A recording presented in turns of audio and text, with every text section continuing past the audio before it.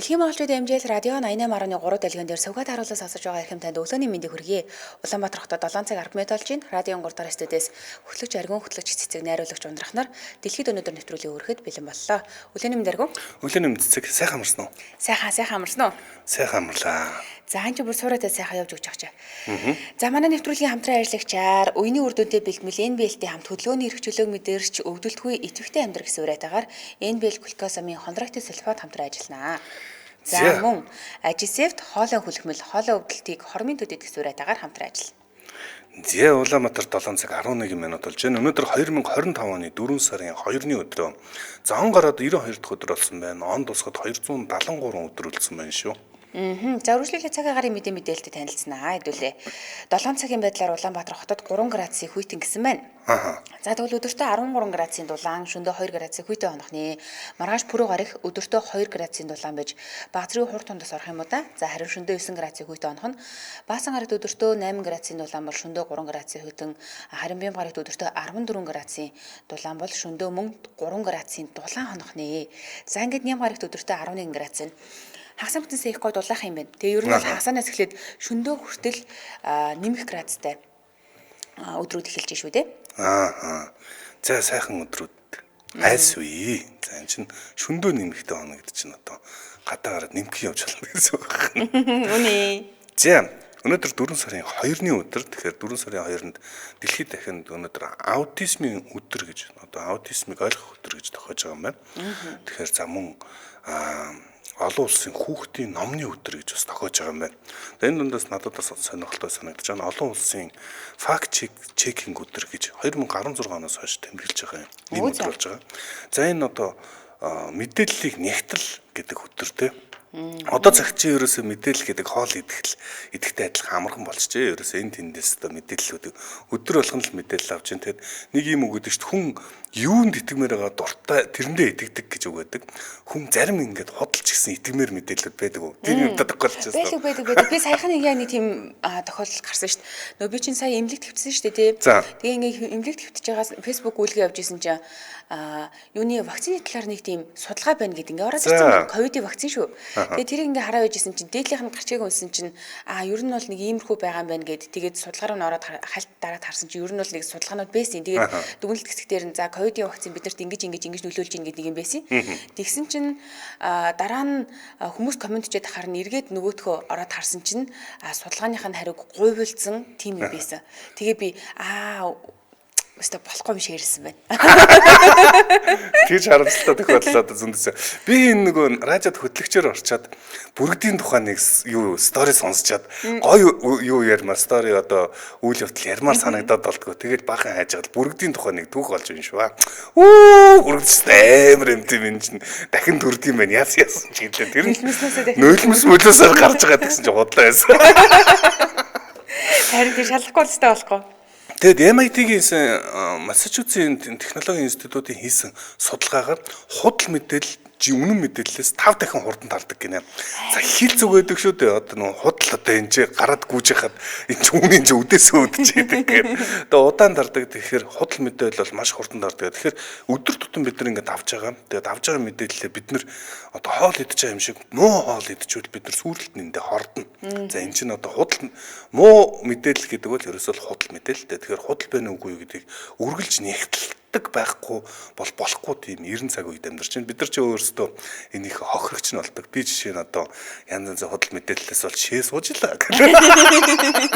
Богохт хинж дараа зэдэ шээ суугаар идэгдэг гэдэг. Тэрнээс нь нэр гэсэн шээ суужсан.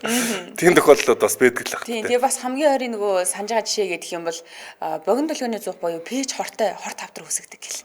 Энэ бас амар бодлаа тий. Үгүй тий. Одоо мэдгүй одоо тэрийг нэгтлэх хэрэгтэй би одоо мэдгүй нэгтлээ.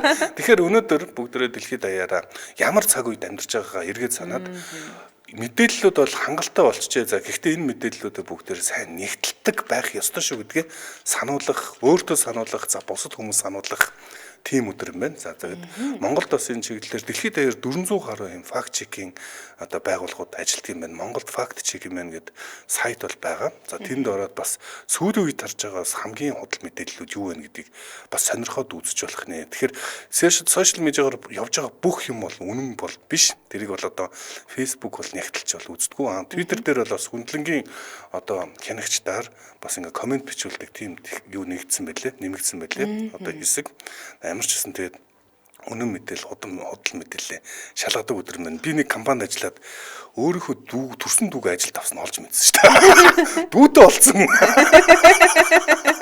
Захирлаар орсон чинь би нэг ингээд нэлээд шалгаж байгаа л нэг хүн ажилд авсан. Тэгсэн чинь тэр миний дүү гинэ. Би тэр нэг нь одоо хүмүүсээ сонс. Гэх мэтчлээ одоо хүмүүс бол ингээд янз янзын худал мэдээллийг наагур саагуур нь явдаг. Гэтэ та өөрийнхөө эрүүл мэндийг магадгүй ирээдүйн нийгэмдээ илүү санаа зовж байгаа бол хүүхдүүдтэй бас ийм орчинд битгий амьдраасаа гэж хүсэж байгаа бол яг хариуцлагатай байгаад өнөөдрөөс эхэж факт чек хийж сурах тийм дадлыг бусдад уриалгах, өөртөө ч одоо дадал болгох тийм өдөр юм байна. За сонирхолтой. Хоёул дараагийн болон руу гараа. Өнөөдөр ярих юм их үлээ. За өнөөдөр төрсэн алдартан болгонгаараа ганцаардмал үлгэрчийн нэгэн түүх буюу үнэн түүхийг ярина. За энэ бол Ханс Кристиан Андерсен гэдэг хүний талаар өнөөдөр мэдээлэл бэлдсэн гэсэн. Манай зээгч нь одоо түрүүн бас нөгөө юу гэрсэн те нөгөө ах トゥ гэн Грим ах トゥ гэрсэн. Одоо Ханс Кристиан одоо ингээ ерөнхийдөө дэлхийн нийтийн үлгэрийн 90% нь одоо ингээ ойлгох нь. Яг үнэ. Тэгэд Ханс Кристиан Андерсны амьдралынхаа туршид нийтдээ 156 үлгэр бичсэн байт юм байна. 156. Тэгэхээр түүний зохиолууд ингээд яг өнгөн хэсэг дээр хүүхдэд зориулсан мэт боловч гүн ухаан, гуниг, нийгмийн шүүмжлэл, за хүний дотоод ертөнцийн тусгал дүүрэн байдаг ийм гайхалтай үлгэрүүд байдаг. За бид нар засангаа бод олоо одоо ямах охин эргэлгийг туулган зэрэг гэх мэтчлэн маш олон үлгэрүүдийг мэдэн штэ. За тэгэхээр үлгэрийн хэлбэрээр өөрийнхөө амьдралыг, өөрийнхөө шаналлыг, хүсэл мөрөөдлийг илэрхийлж чадсан юм гайхамшигтай зохиолч хүн байжээ гэж хэлж болно. Тэгээ өнөөдөр 4 сарын 2-ны өдөр Нэгдсэн үндэсний байгууллагын ЮНЕСКО байгууллагаас хүүхдийн номын олон улсын өдөр болгож зарласан юм байна. Тэгэхээр энэ хинтэй холбоотой гэхлээр Андерсентэй холбоотой. Тэгэхээр Ханс Кристиан Андерсен гэдэг энэ хүн хүүхдийн энэ үлгэрийн ертөнц гэдэг том ертөнцид ямар асар их нөлөө үзүүлж исэн юм бэ гэдгийг эндээс харж болж байгаа байхгүй. За тэгэхээр 1805 оны 4-р сарын 2-ны өдөр Дани улсын Фьюн арал дээр орших Одиссе гэдэг юм жижигхэн тосгонд маш эмзэг, даруухан, гэхдээ дотроо агуу хүсэл мөрөөдөл тээсэн ийм Ханс Кристиан Андерсен гэдэг хүн мэндэлж ижээ. За яажаараа эмзэг гэж хэлсэн тий? Эмзэг. За энийг дараа нь хэдүүлээ. Тодруулна. Эмзэг, даруухан. За түүний аав Ханс нь бага ангийн боловсралтай, гутал засаж гэр бүлээ тэжээдэг ядуу нэгэн байсан ч гэсэндээ маш уран сэтгэмжтэй, өөдрөг үзэлтэй, хүүдээ орой болгон үлгэр уншиж өгдөг юм аав байжээ. За ялангуяа Арабын 1001 шөнийн үлгэрийг уншиж өгдөг байсан гинэ. Тэгээ энэ үйл явдал нь болохоор Андерсныг уран зохиолд татаж оруулах шалтгаан болсон гэж хэлж байна л та. Харин Андерсны ээж нь Ан Мэри Андерстеттер гэдэг энэ хүн болохоор бичиг үсэг мэдэхгүй, ямар ч боловсрал байхгүй, угаагч гэдэг ийм эмэгтэй байсан байна. Тэгээд Хансын гэр бүлийнхэн хичнээн ядуу тарчиг амьдралтай ч гэсэндээ гэрт нь хэрүүл маргаан огт гартгүй, хүүхдээ маш их хайрладаг, амьдралын төлөө бүгдээрээ гар бие нийлж ажилладаг юм халуун дулаан гэр бүл байжээ. За гэтэл Хансыг 11 настайд нь аав нь тэнгэрийн оронд одсноор гэр бүл нь ядуураад ээж нь сэтгэл гутралаар өвдөөд архинд ороод архины хамааралтай болоод тэгээд амьдрал нь нөгөө ядуу тарчиг байдлаас улам хүнд хэцүү шавар болчиг руу шигдсэн гэж хэлж болно л доо. Харин Андерсны намтар дээр нэг онцолж өгсөн зүйл гэх юм бол Андерсен багтаа маш ичимхий хүү байсан гинэ. Маш ичимхий. Өндөр турхай, бусадтай бусад хүүхдүүдтэй харьцахдаа нилээд им хавгүй. Өөрөөр хэлэх юм бол нийгмийн харилцаанд тийм итвэх сайтай биш. Үеийнхээ хүүхдүүдтэй бараг л нийлдэггүй ийм ичимхий байсан гинэ. Тэгээд үеийнхээ хүүхдүүдтэй нийлдэггүй хүүхэд юу нь юу хийдэг юм болоо? Яаж цагийг өнгөрүүлдэг юм болоо гэсэн чинь аавынхаа уншиж өгдөг байсан цөөхөн номын нэг болох 1001 шөнийн үлгэрийг байнга давтаж өөрөө уншдаг. Тэгээд өөрийгөө тэр нөгөө зохиолынхаа гол баатар мэтээр төсөөлдөг. Ургуулan бодох чадвар маш сайтай. Ихэнх цагаа унших, мөрөөдгөд зарцуулахаас гадна утсан хүүхэлдээнд даавууны өөцөөр хувцас хийж тоглодог байсан юм байна. Тэгэд амьдрал нь ядуу тарчиг учраас гэр бүлээ тэжээхийн тулд яг энэнийг ашиглаад оёдлын газар туслах ажилтан хийж исэн ийм хүү юм билээ л дээ. Тэгээ хичнээн нөгөө амьдралд хүнд бэрх ядуу байсан ч гэсэндээ бяцхан Андерс өөрийгөө би жүжигчин болно, дуучин болно, зохиолч болно гэдэгт итгэдэг. Яагаад гэхээр маш их үлгэр уушдаг. Тэгээд алдартай зохиолч болсон байгаагаар өөрийгөө ингээд төсөөлж боддог, хүсэл мөрөөдөлтөд автдаг ийм мөрөөдөмтгий хүү байсан гэж хэлж болно. Тэгэхээр ийм хүүхдийг ер нь бол хамгийн их татдаг, хамгийн хөвгөлдөг ганц газар байсан нь театр болж хуурсан байна л да. Хэрмэл жүжигчдийн тоглолтыг ингээ үзэж агаад тэр тоглолтын хэсгээс нь цээжлээд тэгээ тэрийг ингээд бусад хүмүүст үзүүлээд дуулаад ингээ бусад хүмүүс мэдээж таатай хүлээж авна шүү дээ. Энд нь маш их баясдаг ийм хүү байсан байна. Ингээд хүсэл мөрөөдөлтөд авсан Андерсон 14 настайдаа анхны жүжигээ бичиж эхэлсэн юм байна. Тэгээд Даны нийслэл Копенгаген хотыг зориод ганцаараа уртын аялал хийхээр шийдэж байгаа. За би одоо ингээ хүсэл мөрөөдлөө дагаад зохиолч хүн болноо гэд нийслэл рүү явж байгаа гэсэн үг. 14 настайдаа ганцаараа нийслэлээ зорж ийм аяллыг хийж ийн гэсэн үг л дээ. Энэ аав нь хэдэн настайд нь? 11 настайд нас орсон. Тэгээд 14 настайдаа гэдэг чинь 3 жилийн дараа явсан. Ээж нь архины амралтай болсон байсан ч гэсэндээ ер нь нэг аавыг нас орсноос 1-2 жилийн дараа өөр хүнтэй дахиад гэр бүл болсон юм лээ. Тэгээд ганцаараа ийм холын аялалд гарч ийн л да. Одоо өөрөөр хэлэх юм бол бид нар зөвлөхтэй одоо манай нэг аль нэг аймгаас 14 настай хүү Улаанбаатар хотыг зорж гинэ гэж зөвлөж болохоор байгаа байхгүй хүсэл мөрөөдлөө биелүүлэхийн тулд. Тэгэхээр тэнд юу хүлээж байгааг хинч мэдэхгүй, таньж мэдэх хүн байхгүй. Өсвөл нь даарж бэрсэн ийм өдрүүд. За тэгээ дээрэс нь түүнийг ингээ би жүжиг тоглоноо, жүжиг бичдэгэ гэдэг ингээр маш олон хүмүүс доромжилж исэн, өгөөсгөж исэн, шоолж исэн. Тэгэд энэ бүхнийг дэвтсэн өдрүүдээс дэлхийд алдартай Ханс Андерсон гэдэг зохиолч төрсөн юм байна гэж хэлж болно л да.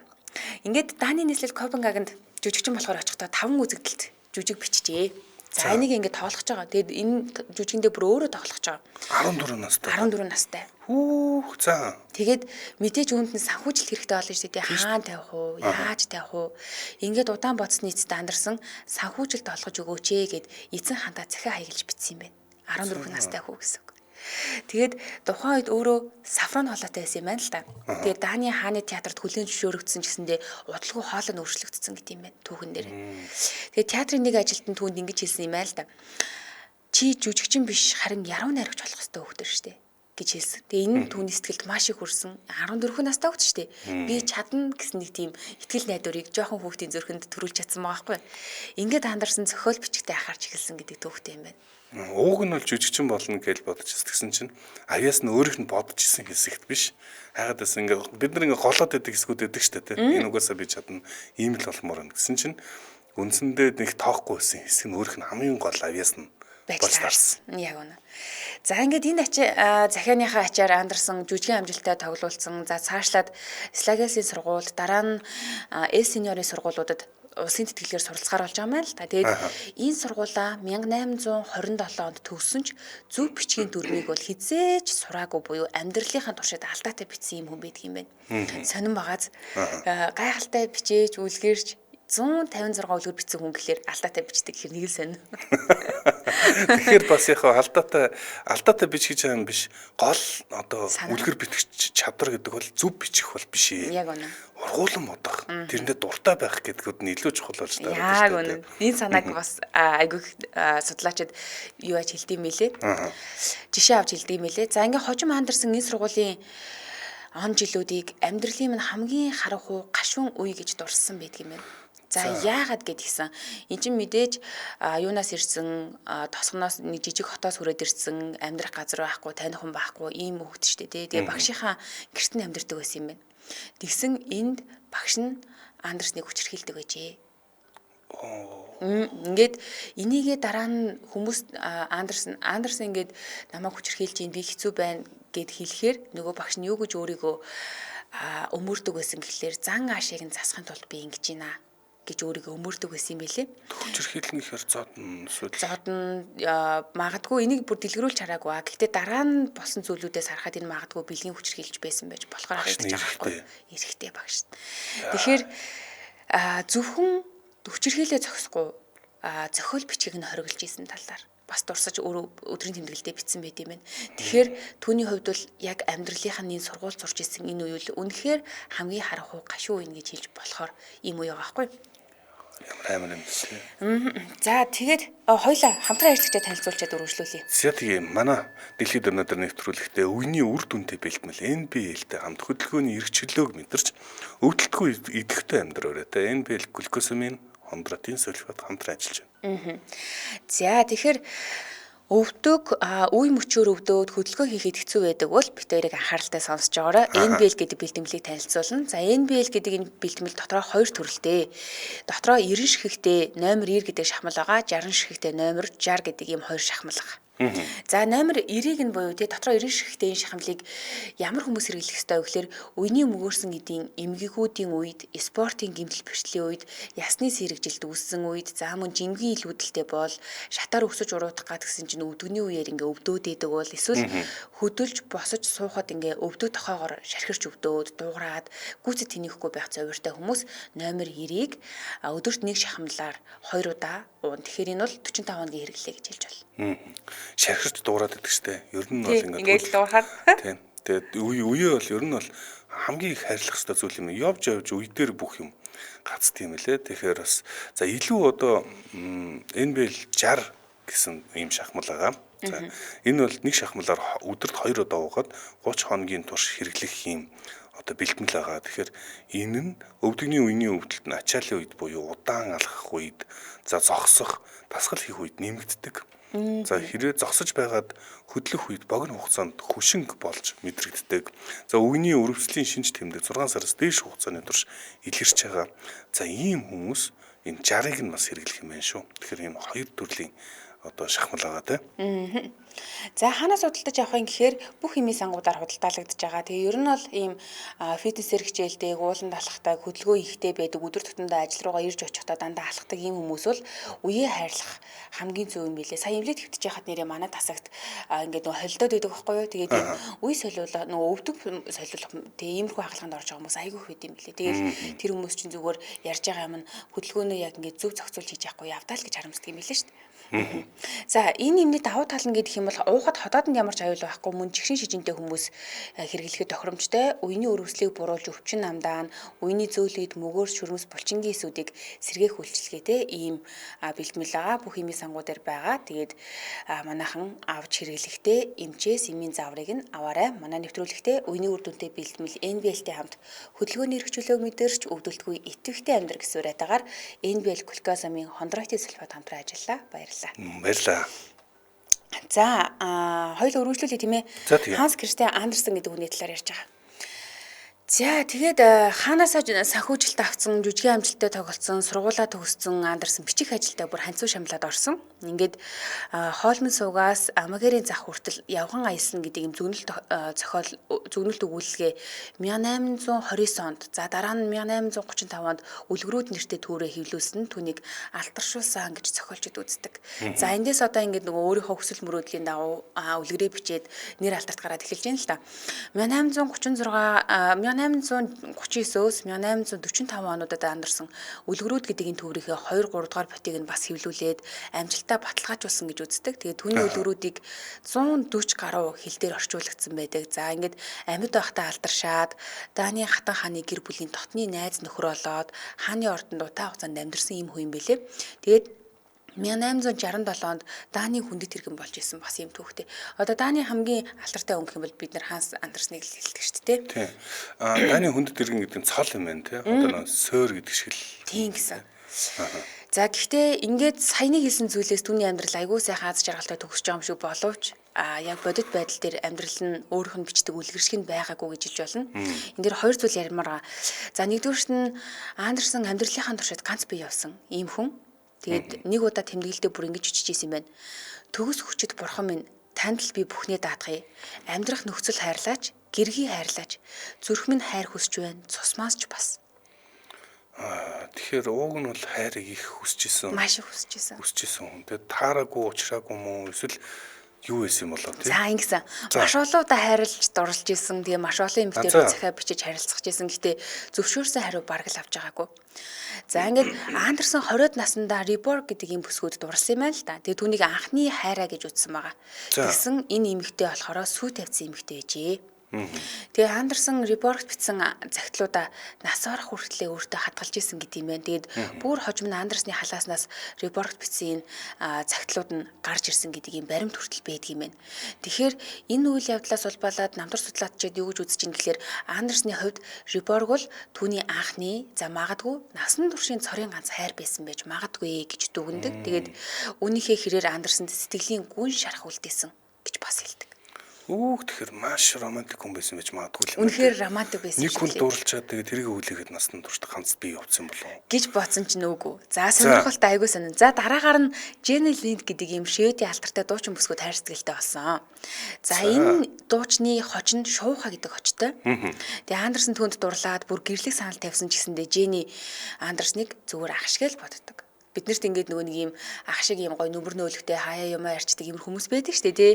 Тэрнээс хизээч эрэгтэй хүний нүдээр гэрлэх хүний нүдээр хардаггүй. Бороо гэдэг шүү дээ. Сүүлийн үеийн хэлцээр бол фрэнд зонд бол. Тийм ер нь бол фрэнд зондолцсон л гэсэн үг тийм ээ. Тэгээд татгалцаа руу авсан ч гэсэндээ Шуухадаа зориулаад Шуухан үлгэр буюу Nightingale гэдэг юм үлгэрээ биччихсэн түүхтэй юм байна бас. За гэхдээ энэ дээр ингээд маш олон эмэгтэйчүүд ер нь бол байгаа шүү. Би хоёрыг нь жишээ олгоод ярьлаа. Тэгээд судлаачдын бас нэг өөр өнцөг байгаа юм л да. Зарим намтар судлаачид Андерсныг магадгүй гомосексуал байсан гэж таамагладаг юм байна. За яагаад гэхээр Андерсон зарим эрэгтэй найзуудаа маш нандин, хайртай мэт юм захидлыг бичдэг гэжээ. За түүний зарим бичиг нь болохоор эр хүний тухай хитрхи уянгалаг, хайр сэтгэлийн илэрхийлэл мэдээдэг гэж байгаа. За энэ дээр ямар баримтыг жишээлдэг вэ гэхээр Эдвард Коллин гэдэг ийм эрхэм бичижсэн захиа байна. За энэ дээр би чамд хачин гэхээр татагдаж байна. Яг л үзэсгэлэнд Калабрийн бүсгүүд дурлж байгаа юм бит. Миний чамд хандах мэдрэмж бол яг л эмэгтэй хүнийг шиг. Миний угийн эмэгтэйлэг зам болон бидний нөхөрлөл үргэлж нууц хэвээр үлдэх ёстой шүү. Ийм захиа байдаг юм байна. Тэгээ энэ захианаас улбаалаад намтар судлаачид түүнийг ижил хүйстэндээ татагдах магадaltaй байсан. Магадгүй хоёр хүйснийг хоёулангийн сонирхдаг ийм бэлгийн чиг хандлагатай хүн байсан болов уу гэж таад юм билээ. За тэгэхээр нэг хэсэг нь бол яг ингээд нөгөө ижил хүйснээ сонирхдаг. Гэхдээ түүнийг нөгөө илэрхийлэх зориггүй байсан. За нэг ёсондоо зориггүй байсантай нөгөө ёсондоо нөгөө даан усын тухайн үеийн нөхцөл байдал чинь сэтгэлгээний хувьд ийм зүйлийг хүлээж авахд хэцүү цаг үе байгаа шүү дээ гэж үздэг бол нөгөө хэсэг эрдэмтэд түүнийг хүйсээс үл хамааран маш гүнзгий хайрлаж дурлаж ийм чаддаг романтик сэтгэлгээтэй хүн байсан гэж үздэм байлээ. За гэхдээ судлаачид бас ингэж үзэх болсон шалтгаантай. Яагаад тэгэхээр Андерсон залуу насныхаа үед хувийн өдрийн тэмдэглэлдээ бэлгийн харьцаанд орохоос татгалздаг байсан тухай бас ингэж тэмдэглэж үлдээсэн байдгийм байна. Тэгэхээр ер нь бол ямар судлаачид юу гэж үзэж байгаас хамаарат түүний бэлгийн чиг хандлага тодорхойлогдно. Тэгээд насан туршдаа ганцаараа явсан шалтгаан нь магадгүй үүнтэй ч холбоотой байх боломжтой гэж тайлбарладаг гэсэн үг. Бүрсэл хүмүүсийн ингээд харилцаанд одоо бидний харилцдаг шиг харилцаанд орох боломжгүй юм хит романтик ч юм уу хит тийм хүн байсан болоо те. Одоо бас сони юм аа нэр үнэхээр сонирхмал. Үнэхээр сонирхмаар. За ингээд түүний амьдралтай холбоотой хоёр зүйл ярих гэсэн шүү дээ. За хоёрдугаарт нь маш ганцаардмал амьдралаар амьдэрсэн нэг юм байна л да. Андерсон ихэнхдээ хааны ордонд амьдарч байсан. Нэр алдар төрснийхаа дараа хааны ордонд амьдарч байсан. Элит хүмүүсийн хүрээлэл донд хамаг цагаа өнгөрүүлсэн гэж ярьдаг. Ихэнх амьдралаа өнгөрүүлсэн гэдэг. Гэхдээ үргэлж өөрийгөө гадуурхагдсан мэт мэдэрдэг байсан гинэ. Энэ байнгын сэтгэл зүйн тийм асуудалтай байсан байж. Харин тийм айгүй сонин. Тэгээд нөгөө нугасны мухад игдэхэ гэдэг үлгэрийн бид нар мэддэг шүү дээ тий. Багтаа ингээ гадуурхагдаал тэгээд сүултээ хум болоод нисэд явдаг. Энэ үлгэрийг өөрийнхөө амьдралаас сэтвлэж битсэн гэхээр биднэрт бас нэг бодмоор юм байгаад байгаа зэнд. Тийм байна. Сэтгэл зүйн хувьд энэ хүүхэд багаасаа яг ямар орчинд өссөн бэ? Өсвөр наснд ямар байсан бэ? Гих мэтчлээ илүү ингээд цааш нь ургуулж бодмоор юм шиг. За тэгээд түүнийг маш олон хүмүүс хачирхалтай, гинэн, бүр жаахан хүүхчийг сэтгэдэг байсан гэж үздэг. Жаахан хүүхчийг сэтгэдэг. За тэгвэл нөгөө хэсэг бүлэг хүмүүс Андерсныг юу гэдэг байсан гэхээр маш амиа хичээсэн, хит мэдрэг гэж ингэж дүгндэг байсан байна л да. Амархан гомддог гэх юм уу? Тунирхаад байдаг хүмүүс. Тийм. Гэж би одоо бараг л ингэж ерөнхийдөө тааж агаад тэгж мэдрэх ойлгохоор байна те. Ер нь л ингэж нэг тунирхаад байдаг. За та нар угаасаа ламаг ингэж гадуурхдаг байцтэй гэл ингэж ярихч боломж олохгүй ингэж тунирхаад явждаг хүмүүс. Тэгээ өөрийгөө ер нь бол өөрөө тусгаарлаад байдаг гэдэг ч юм уу тийм. За энэ дээр ямар баримт байна гэсэн Английн зохиолч Чарлз Диккенсийн Диккенсийн хэдэн 7 хоног ингээд зочилж очсон юм байна л да. Эхлээд энэ хоёр үдшилэг дээр тааралдаад танилцаад тэгээд Чарлз Диккенсийн хувьд бол минийстэ үнэхээр шүтэн биширдэг хүн танилцсандаа таатай байна гэдэг ингээд энэ хоёрын хооронд аягүй гоё халуун талаа ураасгал өрнсөн юм байна. За ингээд дараа нь Чарлз Диккенсийн бүр хэдэн 7 хоног очиж зочилсон гинэ. Тэгээд энэ хугацаанд өөрийг нь хангалттай халамжлахгүй байгаад гомдож исэн. Бүр уйлж исэн. Чарлз Диккенсинд очиж байхдаа Андерсон та нар намайг анхаарахгүй штэ, намайг ингээд тоохгүй штэ гэж бүр уйлж гомдолж исэн байгаа. Айгуу сонио. Тэгээд намтар дээр нь бас нөө битсэн байгаагаар Чарлз Диккенсийн нөгөө сүүлдээ ингээд бүр хэдэн 7 хоног болоод ирээд тэгээ нөгөө хүн ингээд гомдлоод хахаар аюу хэцүү санагдаад явуулахын төс олж исэн манайхаар бол тий бүр ингээд үнэхээр залхаж исэн гэж ярьд юм байна. Чарлз Диккенс л өөрөө бас янз янз амьдрал үзсэн хүн байцтэй тий. Тэгээд угийн өөрөө тийм хэцүү амьдралыг сонирхож маш их зовлон очиж энэ тэргээр үзсэн хүн болохоор бас тий сони юм. Тэгсэн Чарлз Диккенсийн хүн ингэж бичиж үлдээсэн байт юм байна. Түүний мэдрэмтгий байдал заримдаа төвчээрийн шандаас шалгадаг байлаа.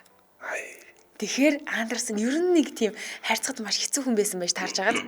Тэгээ магадгүй насан туршдаа ганцаар явах байсан шалтгаан нь түүний харилцаанд багасаа л нөө хүүхдүүдэд нийлдэг байсан, нийгмийн харилцаанд идэвхтэй оролцож чаддгүй байсан, хүнд өөрийг илэрхийлж чаддгүй байсантай холбоотой байж болох уу гэдэг ийм асуудал гарч ирж байгаа. Тийм ээ. За зарим судлаачид үзэхдээ Чарлз Диккенс Дэвид Копперфилд гэдэг энэ романда гардаг Юрай Хип гэдэг ийм дүр хэд юм байна. За энэ дүрийг Андерснаас санаавч бүтээсэн гэж таамагладаг.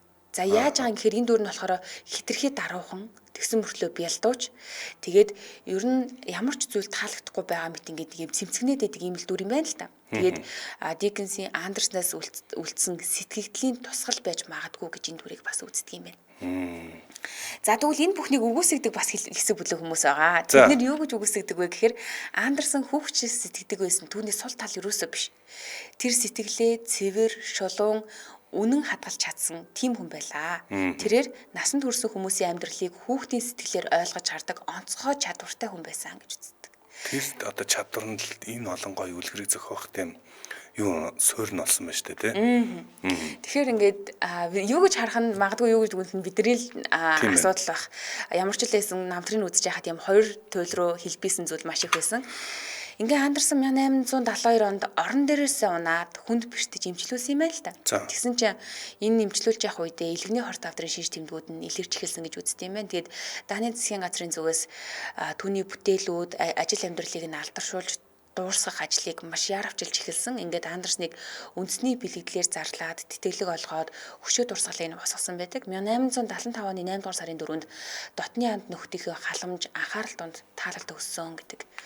Тэгээд Ханс Кристиан Андерсон насан эцэслэх үедээ аль бие усны нарийн яг ингэж бичигдэж үлдсэн гэрээслэл бол үлдээгээгүй. Гэхдээ түүний нөгөө нэг яг ингэж өвхөлд ойртоод өөрийгөө ингэж дэлгэний авдартай гэдгээ мэдээд ингэж ер нь бол за удахгүй мэн гэдгийг гадарлаж байгаа шүү дээ. Тэгээд энэ үедээ зарим захидал болон сүүлчийн хүсэлтүүд аман хиллэлгүүд нь ерөөхдөө гэрээслийн чанартай гэж үздэг юм байна.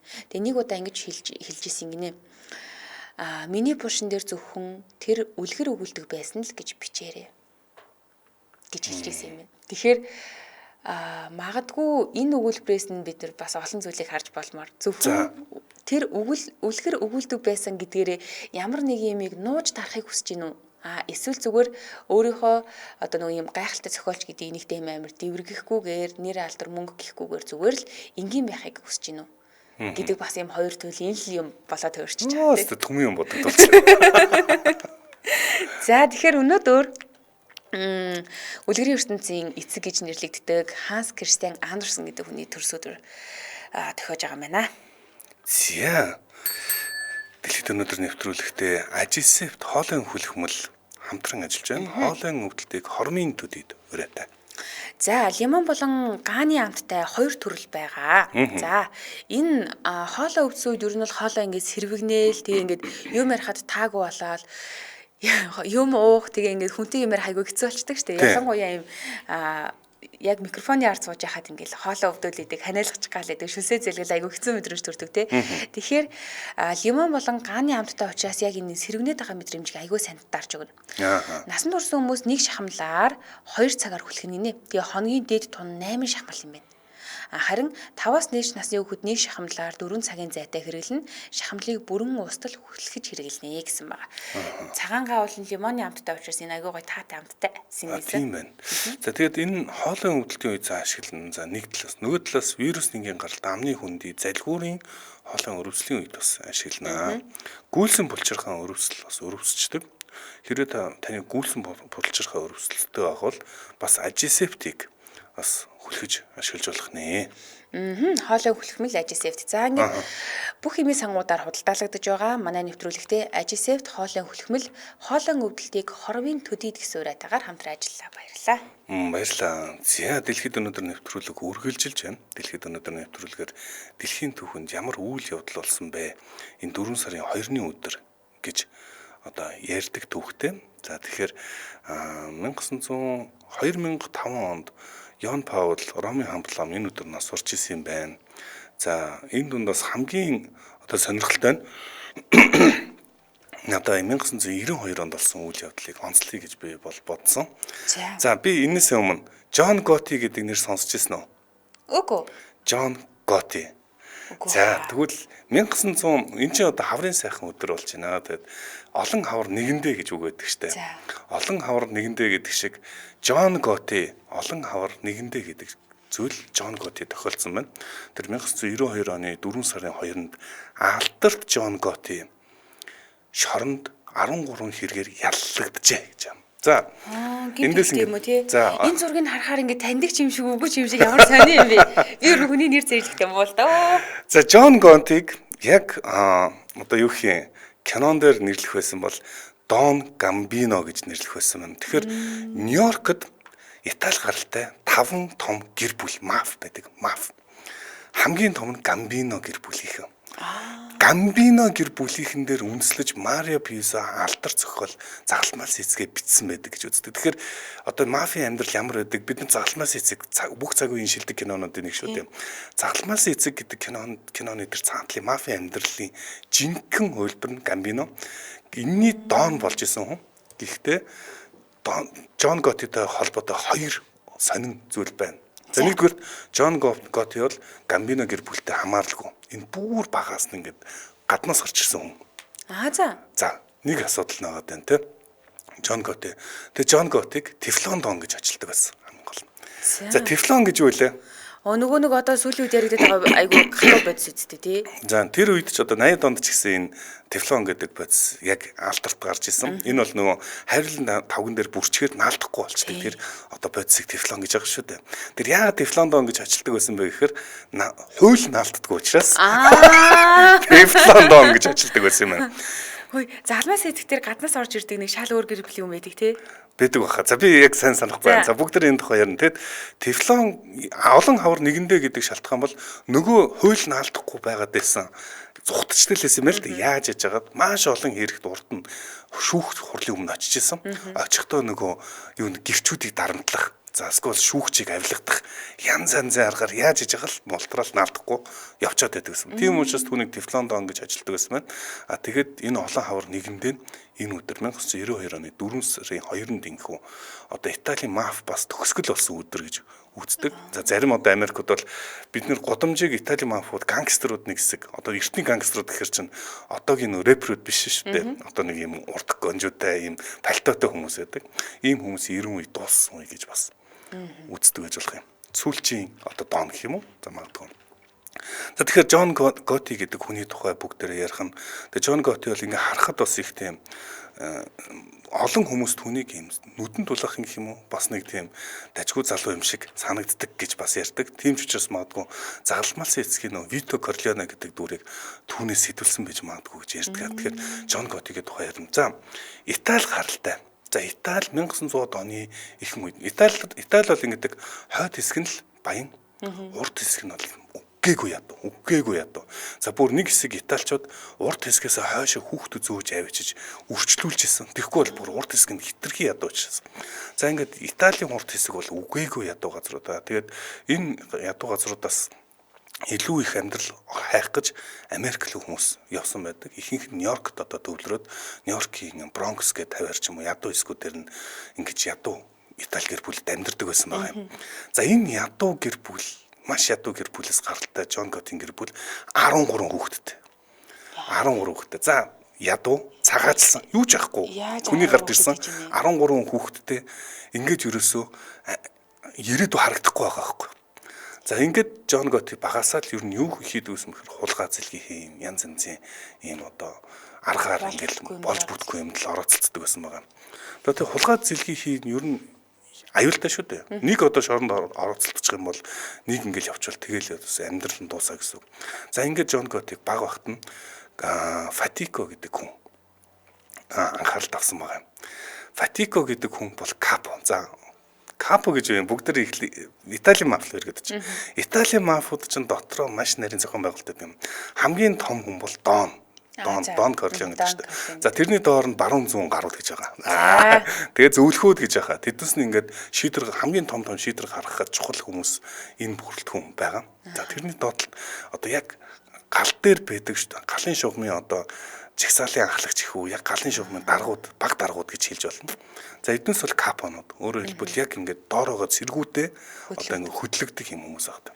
За капонууд бол ингээд цэргүүдэрээ тийш очиж гэдэг даалгавруудыг өгдөг. Бүлэглэлээрээ ингээд хамгаалдаг. Хууль хүчний байгууллагатай бас холбоотой нийлж чад гэмт хэрэг хийдэг. За ийм байгууллагууд маф гэдэг байгаа шүү дээ. За тэгээд капонор цэргүүдээ удирдана. Капонор цэрэг хэрэгтэй. Одоо офицер гэж хэлж болно. Тэгэхэд Джон Готиг харсан байгаа юм л да. Ивэлд авч байгаа. Ивэлд аавна гэдэг нь энэ хүнд мөнгө өгдөн гэсэн үг биш байхгүй юу? Чи хулгай ихтэй орой ингээд очиад хийчих гэдэг юм уу те. Зөвлөгөө өгж штэ. Энэ хүнээс бол би чамайг хамгаалч энэ цагтаа бас би тань чинь энийг зохицуулаарай гэд ингээд одоо ивэлд аавна гэдэг нь ингээд Джон Готиг бэлдээд гисэн. За ингээд Джон Готи багасаа юм гимт хэрэг одоо хэрхээр ингээд гаршиж эхлээд 12 настайгаас гэр бүлтэй одоо мөнгө авчирч тэжээдэг чирдэг болсон хүн гэж үзэж болно. 13 хүүхэдтэй хэцүү маа тий. Харин тийм. За тэгээд ийм цэргүүд юу хийдэг юм бэ? Одоо нэг кинон дээр л яг гардаг шиг. За дэлгүүр ажиллуулж илаа. Өөрийн хариуцсан одоо Нью-Йоркийн хариуцсан Бронкс ажилласан гудамжинд очиод би чамд хамгаалалт санал болгоё. Сарын $1000. Би бусдаас чамайг хамгаална. $1000 надад өг. Сар алгаачаад. Тэгээ үгүй гэвэл мэдээж хэрэг өөрсдийн дарамтлан. За ийм байдлаар одоо ер нь татаас авдаг л гэсэн. Энэ бол одоо мафиудын гол одоо юу юм бэ л да ихэнх мөнгөний урсгал нь энэ гэдэг юм. За тэгээ Джон Готи бол нэг удаа бас өөрийнх нь нөгөө юуг татврын өгөөгүй нэг дэлгүүрт очиж одоо аимшигтайгаар одоо хохирол үлдэжсэн. За энэ одоо анхны дүүний гэмт хэргийн одоо юунд системд бүртгэл нь байсан юм байна. За үүнээс хойш ерөөсөө ингэж баригдаагүй асуудалтай зөндөө халаан асуудлууд ингэж хийдэг байсан. Джон Готиг яг ингэж Гамбино гэр бүлийнхэнд үйлчлдэг болоод цэргэн болоод ингэж явах үед Том Гамбино бол Пол Кастельяно гэдэг ийм хүн байсан байгаа. Эднийх ч одоо Гамбино гэр бүлийнхэн чинь гэмт хэрэгтэй орооцолтой хангалттай баян болсон. Одоо нэг юм цэвэршмээр байна штэ. Ингээд үргэлж гэмт хэрэгтэй эрсдэлтэй юм ажил иймэргүй нэгэд. Тэгээ ерөнхийдөө Гамбино гэр бүл даяараа одоо юм хууль бус гэмт хэрэгээс бизнесүүдээс гарах гэж оролдож ирсэн. Өөрөөр хэлбэл за энэ бол бас биш бид нар юм үл хөдлөлтөд хөрөнгө оруулна. Бид нар юм юу лөө дахин боловсруулах үйлдвэрлэлд хөрөнгө оруулна гэдэг ингээд бодож ирсэн. Тэгээд өдөр тутмын мафийн амьдралдаа ажилдаа бас Пол Кастельяно одоо оролцдоггүй байсан байгаа таахгүй. Тэгээд энэ нь бол яг ингээд гудамжнаас дээшээ ахижсэн Джон Готид буруу зүйл шиг харагдаж байгаа. Ингиж маф өдөрдөхгүй.